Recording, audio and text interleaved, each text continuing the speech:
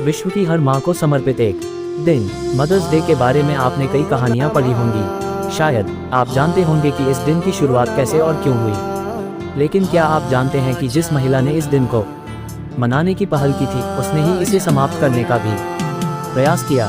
इस मातृ दिवस पर जानेंगे। 1. 2023 में मातृ दिवस कब है? 2. मातृ दिवस की शुरुआत किसने की? 3. यह मई के दूसरे रविवार को ही क्यों मनाया जाता है? 4. क्यों करने लगी एना इसका विरोध? 5. कहां तक पहुंची एना की मुहिम?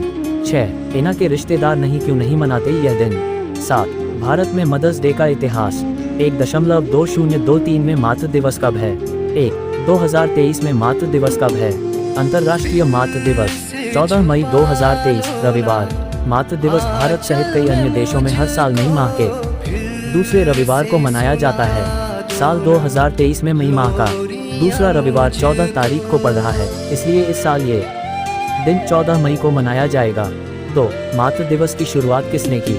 मदर्स डे मनाने की एक समाज सेविका एना जाविस ने की थी। कहा जाता है कि एना अपनी मां से बहुत प्यार करती थी, इसी कारण उनका निधन हो जाने के बाद उनके प्रति सम्मान व प्यार प्रकट करने के लिए इस विशेष दिन की शुरुआत की थी। ऐसा भी सुनने में आता है कि मदर्स डे की शुरुआत एना जाविस की मां एन रीव्स जाविस करना चाहती थी। वो चाहती थी कि इस दिन सभी माँओं को उनकी अतुलनीय सेवा के लिए सम्मानित किया जाए।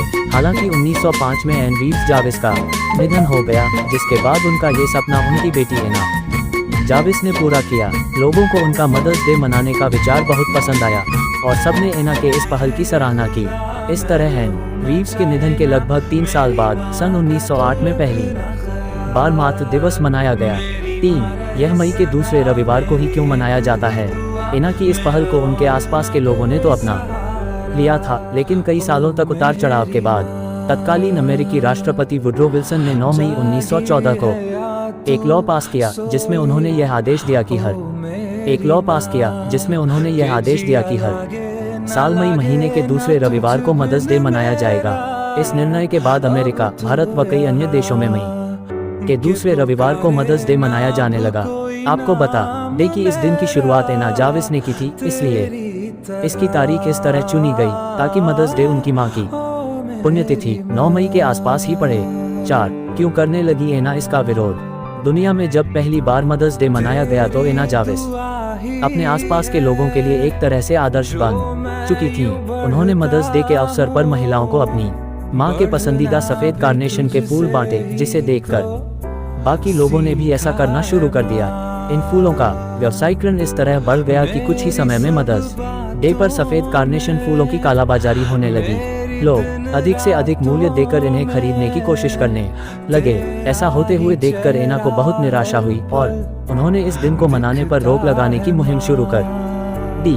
5. कहां तक पहुंची एना की मुहिम? मदर्स डे पर सफेद कार्नेशन फूलों के अलावा टॉफी, चॉकलेट व तमाम तरह के गिफ्ट की भी तेजी से बिक्री होने लगी। ऐसे में एना को बहुत दैक पहुंचा और उन्होंने लोगों द्वारा बाजारीकरण करके इस दिन की अहमियत घटाने के लिए फटकार भी लगाए। साल 1920 में तो उन्होंने लोगों से अपील की कि इस अवसर पर वो फूल न खरीदें। एना अपने जीवन के आखिरी समय तक इस दिन को मनाने की परंपरा को समाप्त करने की मुहिम में लगी रहीं। इसके लिए उन्होंने एक हस्ताक्षर अभियान भी चलाया, लेकिन फिर भी वो ऐसा करने में सफल नहीं हुई।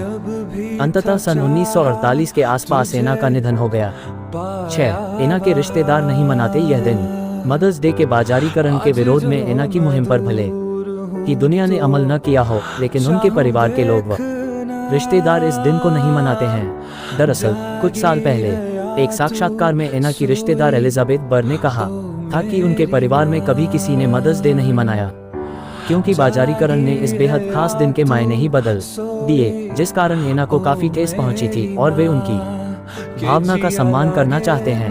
8. 7. भारत में मदर्स डे का इतिहास। 9. भारत में पहले तो मातृ दिवस के अवसर पर कुछ खास आयोजन नहीं होता था, लेकिन पिछले कुछ दशकों से हमारे देश में भी ये दिन बेहद लोकप्रिय हो चुका है। आज छोटे गांव से लेकर बड़े शहरों तक लोग इस दिन को बेहद ही प्यार के साथ अपनी मां को समर्पित करते हैं। इस दिन लोग अपनी मां को गिफ्ट देते हैं, उनके साथ यात्रा पर जाते हैं। इसके अलावा कुछ लोग इस दिन अपनी मां के साथ में डिनर पर जाना पसंद करते हैं। तो दोस्तों, ये तो थी मातृ दिवस से जुड़ी जानकारी।